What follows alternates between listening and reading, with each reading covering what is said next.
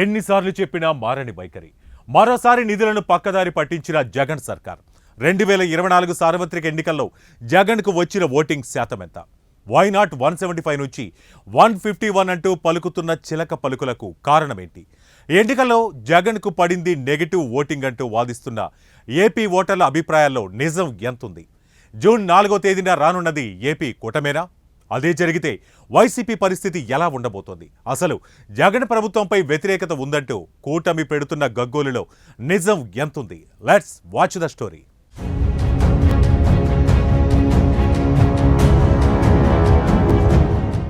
ఒక్కసారి ఛాన్స్ పేరుతో వైఎస్ రాజశేఖర్ బిడ్డ అనే సెంటిమెంటల్ యాటిట్యూడ్తో సీఎం అయిపోయిన జగన్మోహన్ రెడ్డి అందించిన పరిపాలనా విధానంలో అభివృద్ధి కుంటిపడిపోయిందంటూ విపక్షాలు గగ్గోలు పెట్టాయి. నవరత్నాల పేరుతో సంక్షేమ పథకాలను అందించిన సీఎం జగన్ పై అటు ప్రజల్లోనూ తీవ్ర తిరుగుబాటు, విమర్శలు ఉప్పెన్నలా వెల్లువెత్తాయి. అమరావతి రాజధానిని 3 ముక్కలుగా చేసి ఏపీలో 3 ప్రాంతాలకు విసిరేసే దిశగా చేసిన ప్రయత్నాలకు సుప్రీంకోర్టు మోకాలడేసింది. దాంతో ఇవాళ రేపు అంటూ ప్రగల్భాలు పలికిన జగన్ అసలు ఏపీకి అడ్రస్సే లేకుండా చేశారనేది పలువురి అభిప్రాయం. ప్రాజెక్టులు, రోడ్లు, భవనాలు, నిర్మాణాలు, ఇసుక, భూగప్సాలు తదితర ఆరోపణలు జగన్ అండ్ కోను చుట్టిముట్టడంతో వాటిని పరిష్కరించుకునే దిశలో కనీసం ప్రయత్నం కూడా చేయలేదనేది పలువురి అభిప్రాయం. పైగా అడిగిన వారిపై దాడులు చేయడం, ప్రశ్నించిన వారిపై కేసులు పెట్టడం లాంటి అంశాలు అధికార పక్షాన్ని ఉక్కిరిబిక్కిరి చేశాయనడంలో సందేహం లేదు. దాంతో అటు పత్రికా స్వేచ్ఛను కూడా హరించే ప్రయత్నాల్లో భాగంగా కొన్ని ప్రముఖ మీడియా ఛానళ్లను కూడా ఏపీలో నిషేధించిన వైనం ఇప్పుడు ప్రజల్లో ప్రశ్నార్థకంగా మారుతోంది.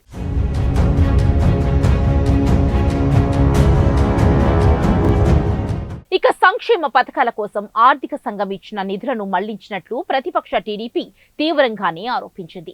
రాష్ట్ర అభివృద్ధి కోసం రాష్ట్రానికి కేటాయించిన నిధులు, సంక్షేమ పథకాలంటూ డబ్బులు పనిచేస్తుంటే ఇక అంతకు మించి కావాల్సిందేముంది అనుకునే స్థితికి ఏపీలోని 30% మంది ప్రజలు చేరిపోయారంటే ఏపీ ఏ దిశకు పోతుందో ఎవరైనా ఆలోచించొచ్చు అనే అభిప్రాయాలు వ్యక్తమవుతున్నాయి.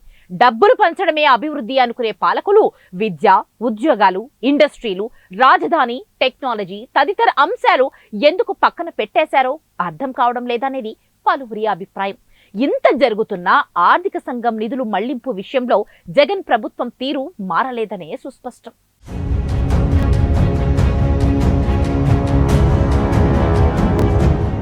ప్రతి ఏటా వడ్డీ కింద 40 కోట్లు కేంద్ర ప్రభుత్వానికి చెల్లించాల్సి వచ్చినా తాను పట్టిన కుందేలకు 3 కాళ్లు అన్నట్లు వ్యవహరిస్తున్న సీఎం జగన్ గ్రామాల్లో కేవలం బటన్ నొక్కే కార్యక్రమాలు మాత్రమే చేపట్టినట్లు తెలుస్తోంది. ఇక గ్రామాల్లో మెరుగైన వైద్య సేవల కోసం కేంద్రం 100 కోట్ల రూపాయల నిధులను విడుదల చేస్తే వైసీపీ సర్కార్ ఇప్పటి వరకు 25,000 కోట్లే వైద్య ఆరోగ్య శాఖకు బదిలీ చేసినట్లు రికార్డులో లిఖించబడింది. మరి మిగిలిన నిధులు ఏమయ్యాయో, ఎటు మళ్లించబడ్డాయో అని అడిగిన నేరానికి విపక్షాలపై విరుచుకుపడిన బడా నేతలు వాళ్లపై కేసులు కూడా పెట్టడానికి వెనకడుగు వేయలేదు.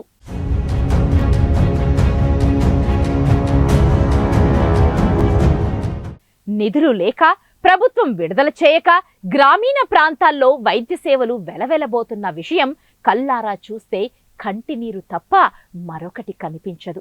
15వ ఆర్థిక సంఘం సూచించిన మేరకు కేంద్రం నిధులను ఆరోగ్య ఉప కేంద్రాలు, పిహెచ్సి, సిహెచ్సి భవనాల నిర్మాణాలు, అభివృద్ధి పనులు, వ్యాధి నిర్ధారణ పరీక్షలు, మందులు, ఇతర సదుపాయాల కల్పనకే వినియోగించాల్సి ఉంటుంది.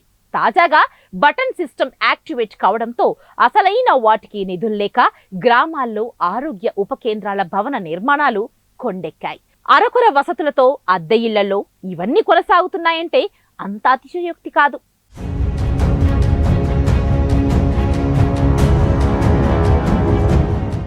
రాష్ట్ర నిధులతో సంబంధం లేకుండా కేంద్రం ఇచ్చే నిధులనైనా యథాతథంగా విడుదల చేస్తే ముఖ్యంగా ఆసుపత్రుల్లో సేవలు మెరుగుపడి ఉండేవి.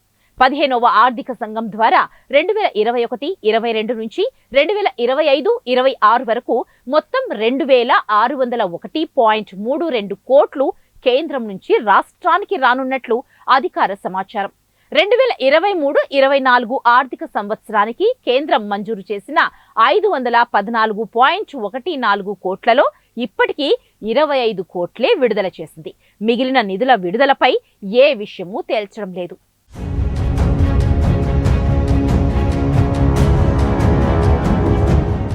ఈ నేపథ్యంలో ఏపీ వృద్ధి కుంటుపడిన విషయం స్పష్టంగా కనిపిస్తుందనడంతో ఆర్థిక సంఘం విడుదల చేసిన నిధులను పక్కదారికి మళ్లించిందని గ్రహించడంతో కేంద్ర ప్రభుత్వం సీఎం జగన్ పై ఆగ్రహాన్ని వ్యక్తం చేసింది. తాము విడుదల చేసిన నిధులు, ఖర్చు చేసిన వివరాలను శ్వేతపత్ర రూపంలో విడుదల చేయాలంటూ వివరణ కోరింది. కేంద్రం ఇచ్చే ఆర్థిక సంఘం నిధులకు అదనంగా రాష్ట్ర ప్రభుత్వం తన వాటా కింద రూపాయి కూడా చెల్లించాల్సిన అవసరం లేదు. ఈ నిధులను యథాతథంగా నిర్దేశించిన అవసరాలకు వాడుకోవచ్చు. కేంద్రం నుంచి వచ్చిన నిధులను 4 వారాల్లోగా ఆరోగ్య శాఖకు పంపాల్సి ఉంటుంది. కానీ రాష్ట్ర ప్రభుత్వం ఈ నిబంధన పాటించలేదు. కేటాయించిన అభివృద్ధి పనులను పక్కన పెట్టేసి గత ఆర్థిక సంవత్సరంలో కేంద్ర నిధులను ఇతర అవసరాలకు దారి మళ్లించినట్లు కేంద్రం అప్పట్లో స్పష్టం చేసింది.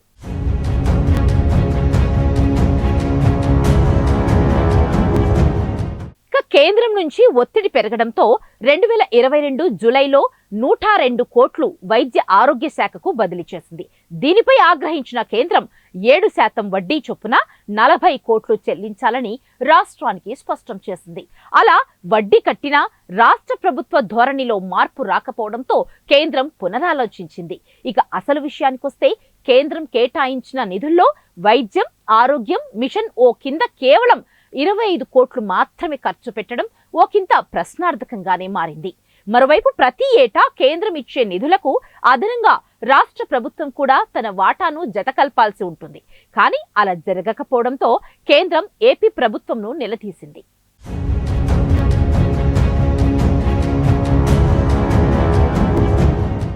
ఏటా కేంద్రం ఇచ్చే నిధులకు అదనంగా రాష్ట్ర ప్రభుత్వం తన వాటా నిధులను జత చేయట్లేదనేది కేంద్రం ఆరోపణ.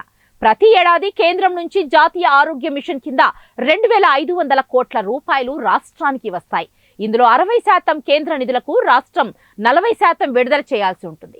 కానీ ఇక్కడ కేంద్రం అంచనాలను తారుమారు చేస్తూ కేంద్రం ఇచ్చే నిధులను ఇతర అవసరాలకు మళ్లిస్తున్నట్లు కేంద్రం ఆరోపించింది.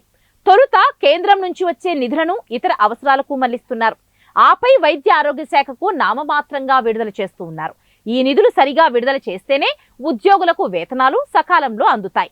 నిధులను వైసీపీ ప్రభుత్వం సరిగ్గా విడుదల చేయకపోవడంతో అక్టోబర్ వేతనాల కోసం 15,000 మంది పొరుగు సేవల ఒప్పంద ఉద్యోగులు ఎదురు చూడాల్సిన పరిస్థితి నెలకొంది.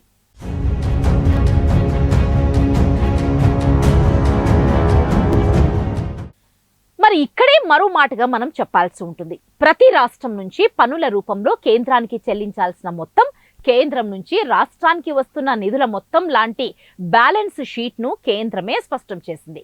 ఏపీ నుంచి కేంద్రానికి పన్నుల రూపంలో ప్రతి ఏటా ఎంత వెళ్లనుంది, దీనిపైన కేంద్రం ఏం చెబుతోంది, అదేవిధంగా కేంద్రం నుంచి రాష్ట్రానికి ఏ మేర పన్నుల వాటా దక్కుతోంది, అదే సమయంలో రాష్ట్రంలో నిధుల మళ్లింపు జరుగుతోందా లేదా అనే అంశాలపై ప్రజల్లో పలు అనుమానాలు రేకెత్తిస్తూ ఉన్నాయి. గత 3 ఏళ్ల కాలంలో పన్నుల రూపంలో ఏపీ నుంచి కేంద్రానికి 2,07,686.16 కోట్ల రూపాయలు వచ్చినట్లు కేంద్రం గత పార్లమెంటు సమావేశాల్లో వెల్లడించింది.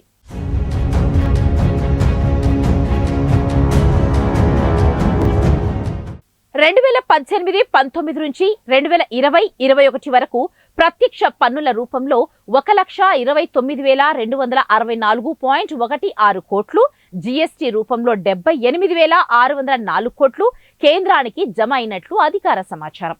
అలాగే పన్నుల పంపిణీ రూపంలో 2020-21లో రాష్ట్రానికి 24,460.59 కోట్లు, జీఎస్టీ పరిహారం కింద 7,531 కోట్లు విడుదల చేసినట్లు సంబంధిత మంత్రివర్గ కార్యాలయం ప్రకటించింది.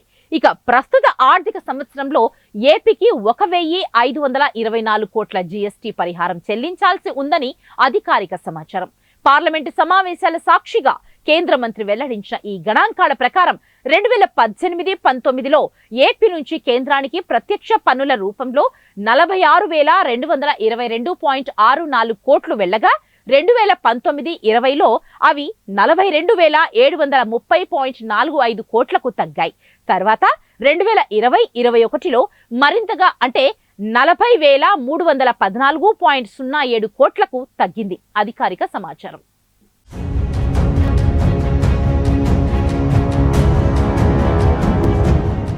మరి ఇదే సమయంలో కేంద్రం స్థానిక సంస్థలకు విడుదల చేసిన నిధులను ఏపీ ప్రభుత్వం ఏ ప్రాజెక్టుల కోసం మళ్లించిందో చెప్పాలంటూ టీడీపీ ఎంపీ కనకమేడల అడిగిన ప్రశ్నకు కేంద్ర మంత్రి స్పష్టం చేశారు. ఇక తాము విడుదల చేసిన నిధులను ఏపీ ప్రభుత్వం వేరే వాటికి మళ్లించినట్లు సంబంధిత శాఖలు తమ దృష్టికి తీసుకురాలేదని వెల్లడించారు.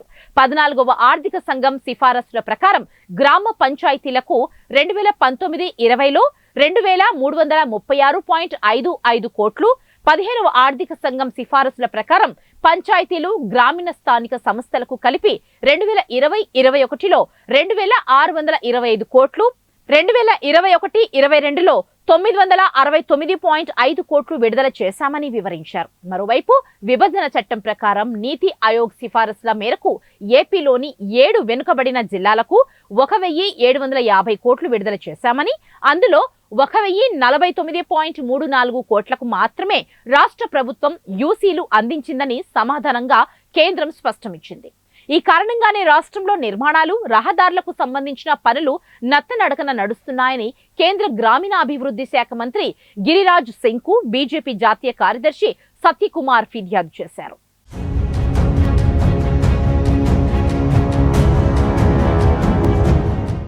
మరి ఉపాధి హామీ పంచాయతీలకు దక్కాల్సిన ఆర్థిక సంఘం నిధులను రాష్ట్ర ప్రభుత్వం దారి మళ్లిస్తున్నట్లు బీజేపీ వర్గాలు ఆరోపించాయి. దాంతో గ్రామాల్లో కనీస వసతులు కల్పించలేక సర్పంచులు తీవ్ర ఇబ్బందులు పడుతున్నట్లు తెలుస్తోంది.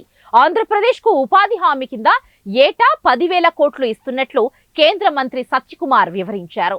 4 లక్షల గృహాలు మంజూరు చేస్తున్నామని, గ్రామీణ రహదారులకు రాష్ట్ర ప్రభుత్వం నుంచి ప్రతిపాదనలు అందడం లేదని సత్యకుమార్ చెప్పారు. రాష్ట్రానికి వివిధ పద్ధతుల కింద ఇస్తున్న నిధులు, వినియోగం, పథకాల అమలు తీరు, నిధుల మళ్లింపుపై త్వరలోనే సమీక్ష నిర్వహించనున్నట్లు కేంద్ర మంత్రి హామీ ఇచ్చారని ఆయన తెలిపారు. ఈ విషయాలను కూలంకుషంగా అధ్యయనం చేసిన కేంద్ర మంత్రి పీయూష్ గోయల్ కూడా ఏపీలో పక్కదారులు పడుతున్న నిధుల విషయమై నిగ్గు తేల్చేందుకు నిర్ణయించుకున్నారు.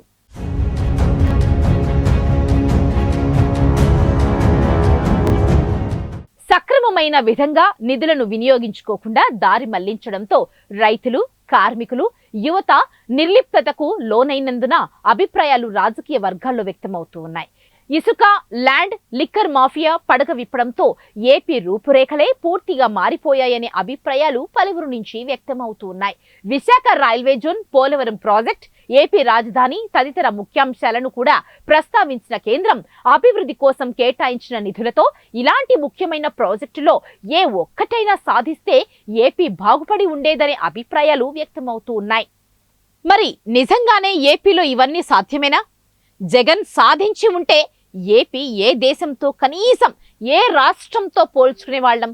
ఒక్క ఏపీనే కాదు, 2 తెలుగు రాష్ట్రాల్లో కూడా దీనిపైనే చర్చించుకుంటోంది.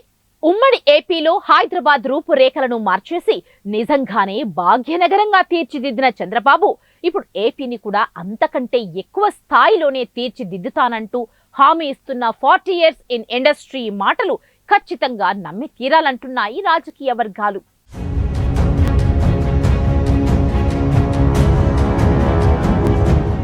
ఇక ఎన్నికలు ముగియడంతో ఏపీ ప్రభుత్వ కార్యాలయాల్లో ఏదో తెలియని అలజడి మాత్రం కొట్టొచ్చినట్లు కనిపిస్తోంది. తాజా పరిణామాల ప్రకారం ఏపీలోని ప్రభుత్వ కార్యాలయాల్లో ఈ ఆఫీస్ సాఫ్ట్వేర్ ను అప్గ్రేడ్ చేసేందుకు నేషనల్ ఇన్ఫర్మేటిక్స్ సెంటర్ సమాయత్తమవుతోంది. దాంతో వెంటనే స్పందించిన టీడీపీ మాత్రం ఈ సమయంలో ఈ ఆఫీస్ అప్గ్రేడ్ సరికాదంటూ మోకాలడ్డేసింది. ఈ మేరకు ఆ పార్టీ అధినేత చంద్రబాబు గవర్నర్ కు రాష్ట్ర ఎన్నికల ప్రధాన అధికారికి లేఖ రాశారు.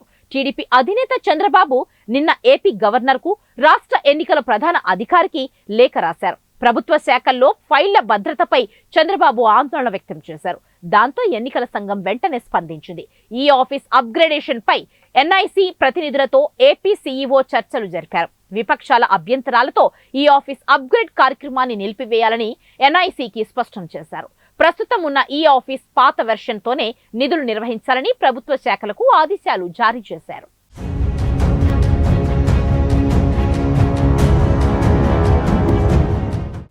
ఇక చివరిగా ఈ విషయంలో చర్చించుకోవాల్సిన విషయం, ఈ ఆఫీస్ సాఫ్ట్వేర్ అప్గ్రేడ్పై ప్రజల్లో పలు అనుమానాలు రేకెత్తిస్తున్నాయి. టీడీపీ అధినేత చెప్పినట్లుగా ఎన్నికల కౌంటింగ్ పూర్తయిన తర్వాతే ఈ అప్గ్రేడ్ గురించి ఆలోచించవచ్చు కదా అనేది పలువురి అభిప్రాయం. రాత్రికి రాత్రే అప్గ్రేడ్ అంటూ తొందర పెట్టడం వెనక ఏదో అంతరార్థం ఉందనే అభిప్రాయాలతో మీరు ఏకీభవిస్తున్నారా? అయితే మీ అమూల్యమైన మీ అభిప్రాయాలను మాతో షేర్ చేసుకోండి. ఇది వాటి స్పెషల్ స్టోరీ. మరో స్టోరీతో మళ్ళీ కలుద్దాం. Until then stay tune 1TV. ప్రతిక్షణం ప్రజల పక్షం.